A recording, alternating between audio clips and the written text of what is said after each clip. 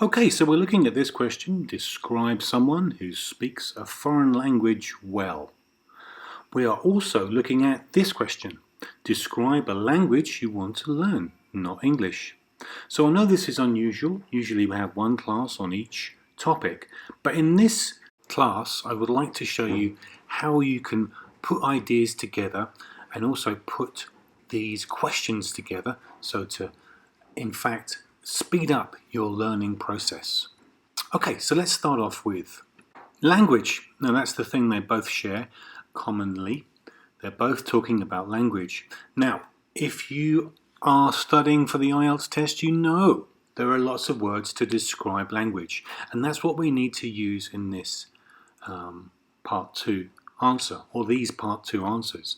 Because the language you already have, you don't need to learn, and you know those words that are more advanced, that will help you impress the examiner with higher scores, that are less common language, and you know them well because they're the words that you use to describe language. So, for instance, let's have a look. You can talk about the difficulty of learning new vocabulary, and then go into detail. What is it about the vocabulary that you find difficult? Or, if you're talking about the other question about the person who's really good at speaking a foreign language, how they're able to learn a new word or retain a new word quickly, how they're able to hear that word once, understand it, be able to use it, find a way to be able to fit it into a sentence, work out how to collocate well with other words. Yeah, so these are words that you probably already know, and if you don't know them all, don't worry, but you do know a lot of these words on the card because that's what makes you a good IELTS student. And you can talk about any of these things that will enable you to speak further and with more detail and describe what it is about the person who's good at speaking the language, or what you find easy or difficult in learning a new language that's not English. And of course, if you don't have to tell the truth. In either case, you can make up a complete lie if you need to. So, practice using these kinds of words that you already know, giving examples from the idea. So give the idea, this person speaks really fluent English like a native, and then tell me why. Tell the examiner why. Explain in detail. Give reasons as to why they do that. And that starts to build up your answer, build up your score, build up your confidence as you start to use this less common language that you already know. Okay, so moving on to ideas. Now obviously you have your own ideas and that's really great. So what we want to do here is build up the story, and obviously you know your own language. You know Chinese very well, so why not compare it to the other language, or compare it to the language that the other person speaks very well.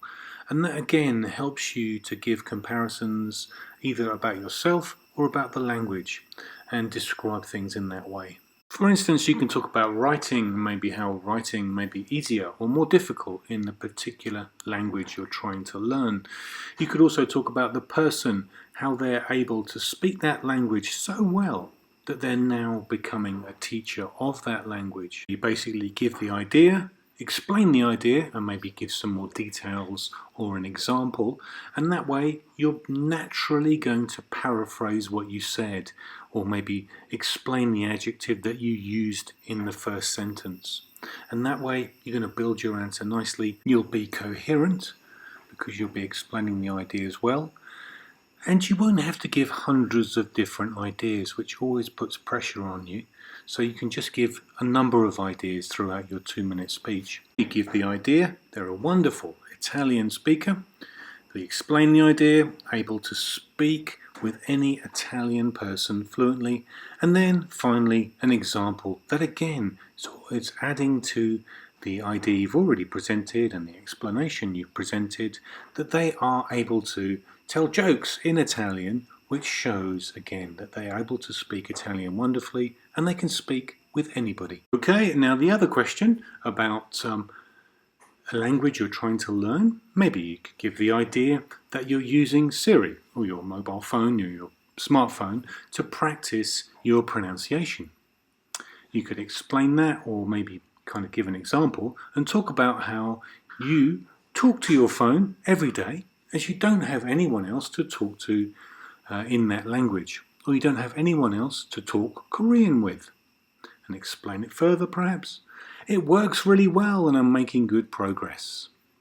So that's an example of how you can perhaps just extend those ideas, and by extension you naturally paraphrase, which is really what you should be doing. And that's kind of easy without having to think about it. Excellent, great class, well done. See you in the next one. So, time to practice. Here's the first question. Describe someone who speaks a foreign language well. And the second question, describe a language you want to learn, not English. Okay, so 1 minute to prepare, 2 minutes to answer. Record your answer and check yourself. Excellent, very good.